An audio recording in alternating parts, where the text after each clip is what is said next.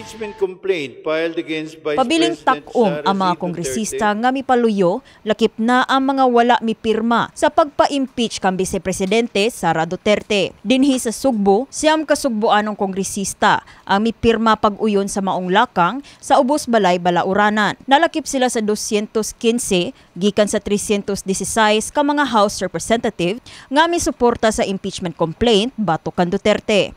Gisuwayan sa MyTV Cebu News Team sa pagkuha og habig sa mga sugboanong kongresista nga dunay managlahing baruganan sa maong lakang.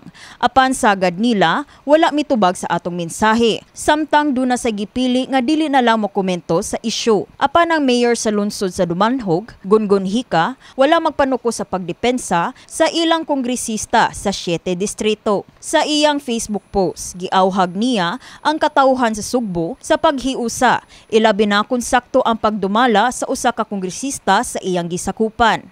Gani mipatawag kini og tigom sunod semana kauban sa mga supporters ni Duterte. God save the Philippines. God save the Philippines. Tipik kini sa hamubong mensahe ni VP Duterte sa unang higayon sa pag-atubang niya sa media human sa desisyon sa Kongreso sa pag-impeach kaniya. Paniwala ko lang, no, if you have to explain or defend your signature in a yes petition for impeachment, then you feel that you have done something wrong. Kasi kung wala ka namang ginawang mali, bakit mo i-defend yung pirma mo? So, dugang sa Vice Presidente nga di naangay mo pagawas og pagpatinaw ang mga miuyon pagpa-impeach kaniya. Samtang si Presidente Ferdinand Bongbong Marcos Jr. nanghunaw sa mga pamasangil nga duna siya'y kalambigitan sa impeachment. No, the executive cannot have a hand in the impeachment. Walang role ang executive sa impeachment. Of course, did we discuss it with the Speaker? Did we discuss it with the other congressmen? Of course. And tinatanong, anong plano ninyo? Ano ba talagang gusto ninyong gawin? And that's it. Well, nandito na ito. Hindi na namin maiwasan. Si Senate President Francis Cheese Escudero, may klaro nga ang impeachment trial batok kan Duterte, dili mamahimong sugdan samtang nag-contemporary break ang Kongreso ug ang labing sayo nga maaksyonan kini sa Senado dayon pang Hunyo 2. Sama-sama naglahing opinyon sa mga magbabalaod ug mga opisyal sa gobyerno, mausab ang mga yanong sugbuanon. O yun, ma'am. Ano man, sir? Makuha man ako diri sa kuha ng social media nga nagisay-sala pa. Hindi ko uyon. Ano dili man ka uyon, ma'am? Kay wala man sila basihan nga dapat siya impeach. Di ko yun, day. Ano man yun? Di ba ka uyon, sir? Okay.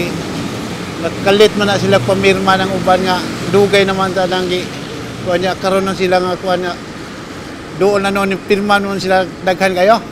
Muro dili kay ko uyon sa kuan ni Sara Duterte, ma'am. Dili ka uyon ni Sara Duterte. Dili. So, okay ra nimo kung ma-impeach siya. Okay ra. Oo. Kay basta balik yung pandemic ba. Mipasabot ang political analyst ug associate professor of philosophy sa University of the Philippines Cebu, Rigleto Imbong, nga aduna gihapoy legal grounds ang pagpadangat sa Kamara og impeachment complaint batok kan Duterte.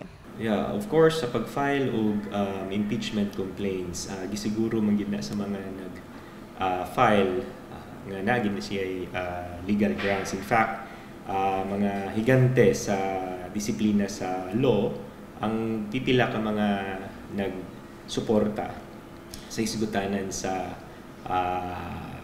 impeachment ni Sara Duterte. Mipadayag sab si Imbong sa kakuwang pa sa kabukas sa katawhan sa pagtuki sa mga hilisgutanang politikal.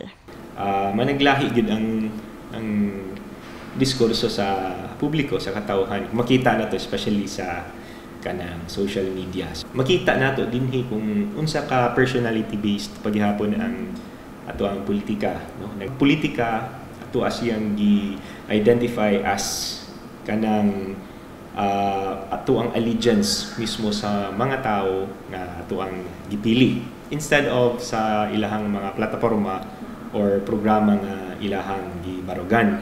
Analysis sa Samtang ang tigpamaba sa Partido Manggagawa Cebu Chapter, Dennis Derihe, mipadayag nga sa ilahang pundok, wala sila gidapigan nga alyansa. Matod niya nga imbis pro-Marcos o pro-Duterte, mas gikonsiderar nila ang ilang kaugalingon nga mga third pole o kundili pro-reform. In short, ang gusto namin mahitabo, neither of the two. Di mi pro Duterte, di pud mi pro Marcos, pero pro-reform me.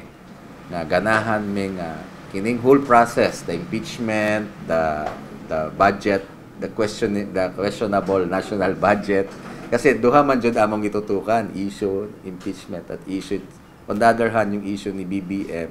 Nagkanayon si Dirihe nga sa pagtumaw ni ini nga issue, mas hatagan og pagtagad ang tinuuray nga polisiya ug reforma sa nagkadaiyang sektor sa nasod ug dili malimitahan sa panagbangi sa mga pamilya o partido. Problema ani karon ay mura na-divide ka sa pro yung impeachment, yung iyahang undercurrent ay mura kag it's either pro Duterte ka or pro Marcos, which is maunay ayaw unta namo nga maano ka ba, matrap ka sa ing-anang choices, no?